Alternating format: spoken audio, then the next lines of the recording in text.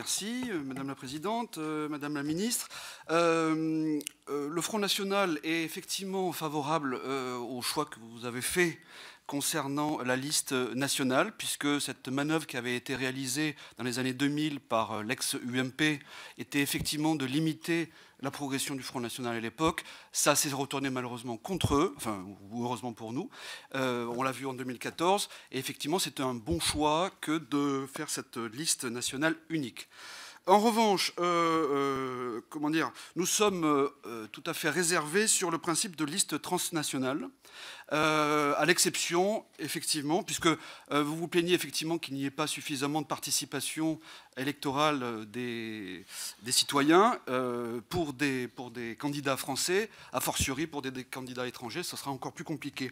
La question est que je pense qu'effectivement, pour les sièges britanniques, il est intéressant que nous ayons un maximum de réallocation pour la liste nationale française. Moi, ce qui me préoccupe, c'est effectivement le temps de parole.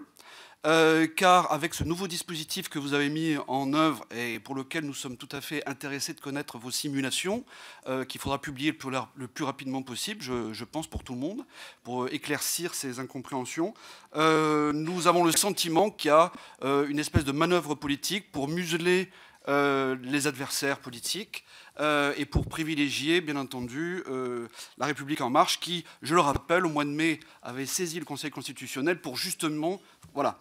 Donc, nous sommes tout à fait intéressés par ça, et en particulier aussi pour des précisions concernant le projet de loi sur les fake news pendant les campagnes électorales, surtout la question qui arbitrera le principe des fake news.